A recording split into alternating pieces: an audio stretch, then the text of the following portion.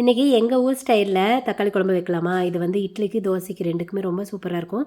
சீக்கிரமாகவும் செஞ்சிடலாம் தான். நாங்கள் வந்து அடிக்கடி இட்லி தோசைன்னு இது தான் வந்து செஞ்சுக்குவோம். இதுக்கு தேங்காய் பார்த்திங்க அப்படின்னா சின்ன மூடியில் ஒரு மூடி இருந்தால் போதும். கடலை வந்து 1½ சேர கடலை போட்டுக்கிறோம். அப்புறமா கொஞ்சமாக சோம்பு, கொஞ்சமாக பட்டை, அப்புறம் 3 கிராம்பு. பட்டை கிராம்பு எப்போவுமே கொஞ்சம் கம்மியாக தான் சேர்த்திக்கணும். அதுதான் உடம்புக்கும் நல்லது. அதுக்கப்புறமா இஞ்சி பூண்டு போட்டுக்கணும். இஞ்சி பார்த்திங்கன்னா 1 இன்ச் அளவுக்கு இருந்தால் போதும். பூண்டு வந்து 5 to 6 பல் போட்டுக்கலாம். உங்களுக்கு காரம் நல்லா சாப்பிடுவீங்க அப்படின்னா அரைக்கிறப்பவே வந்துட்டு 2 வரமிளகா 2 to 3 வரமிளகா போட்டுக்கலாம். நாங்கள் காரம் அதிகமாக சாப்பிட மாட்டோம். அதனால் நான் மிளகாய் எதுவுமே போட்டு அரைக்கலை. நீங்கள் வேணும்னா தாராளமாக போட்டு அரைச்சிக்கோங்க. நம்ம மஞ்சத்தூள், உப்பு இதெல்லாமே தாளிக்கிறப்ப போட்டால் போதும். ஸோ இதை கொஞ்சோண்டு தண்ணி ஊற்றி நல்லா வந்துட்டு அரைச்சி எடுத்துக்கலாம். அதுக்கப்புறமா வெங்காயம் 2 மீடியம் சைஸ் வெங்காயம் எடுத்திருக்கேன், பெரிய வெங்காயம். நீங்கள் சின்ன வெங்காயம் போட்டிங்கனாலும் ரொம்ப நல்லா தான் இருக்கும். அதுக்கப்புறமா தக்காளி 5 தக்காளி எடுத்துருக்கேங்க. இது வந்து 6 பேர்த்துக்கு குழம்பு தாராளமாக சாப்பிட்லாம்.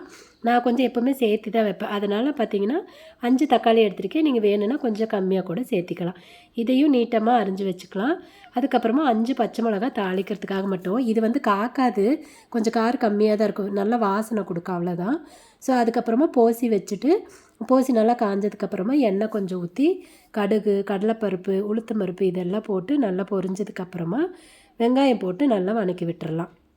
ஸோ வெங்காயம் போடுறப்பவே கையோட பச்சை மிளகாய், கருவேப்பிலை இது 2யுமே நம்ம வந்துட்டு சேர்த்து போட்டுக்கலாம். போட்டு நல்லா அது வணங்கட்டும். இதில் வந்து வெங்காயம் ரொம்ப செவந்து வரணும் அப்படின்னு அவசியம் கிடையாது. ஓரளவுக்கு வணங்கினா போதும். அதுக்கப்புறமா தக்காளி போட்டுக்கலாம். தக்காளி போட்டு நல்லா வணக்கணுங்க. இதில் வந்து தக்காளி எவ்வளோ தூரம் வணங்குதோ அதை பொறுத்து தான். இது வந்து நல்லாவும் வணங்கிடணும், பச்சை வாசனையும் வரக்கூடாது. அந்த மாதிரி பண்ணணும். ஏன்னா கொஞ்சம் வந்து வேகாது இருந்துச்சு அப்படின்னா அதுக்கப்புறம்லாம் வேகாது. அதனால் நல்லா வேகிற மாதிரி வணக்கிக்கோங்க. இந்த ஸ்டேஜில் மஞ்சத்தூளும் கொஞ்சமாக உப்பு, இது வந்து தக்காளிக்கு மட்டும்தான் உப்பு போடுற வணங்குறதுக்காக கொஞ்சமாக உப்பு போட்டு நல்லா வணக்கிக்கலாம்.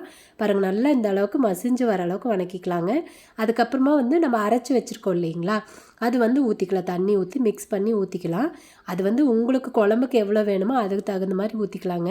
இன்னொன்னா, இது வந்து குழம்பு நல்லா திக்காக கொதிக்கிறப்போ அதுக்கு தகுந்த மாதிரி தண்ணி சேர்த்திக்கணும். நான் அரைச்சி வச்சதை ஆல்ரெடி தண்ணி ஊற்றி மிக்ஸ் பண்ணி வச்சுருக்கேன். அது கூட எனக்கு எவ்வளோ வேணுமோ அதுக்கு தகுந்த மாதிரி தண்ணி ஊற்றி மிக்ஸ் பண்ணி ஊற்றிட்டேன். அதுக்கப்புறமா உப்பு தேவையான அளவு போட்டுக்கலாம். இட்லி தோசைக்கு அப்படிங்கிறதுனால குழம்புல உப்பு கொஞ்சம் கம்மியாக தான் இருக்கணும், பார்த்துக்கோங்க. இது வந்து நல்லா கொதிக்க விடணுங்க. ஒரு 10 நிமிஷம் கொதிக்க விட்டிங்கன்னா போதும், சூப்பராக வந்துட்டு கொதிச்சிரும். பாருங்கள், குழம்பு எவ்வளோ திக்காகிடுச்சு அப்படின்னு சொல்லிட்டு. ரொம்ப ரொம்ப சூப்பராக இருக்கும். கொஞ்சம் சீக்கிரமும் செய்கிற விஷயந்தான். இட்லி தோசை 2க்குமே நல்லாயிருக்கும், சாப்பாட்டுக்குமே சாப்பிட்லாம், ரொம்ப நல்லாயிருக்கும். நீங்களும் செஞ்சு பார்த்துட்டு எப்படி இருக்குன்னு சொல்லுங்கள்.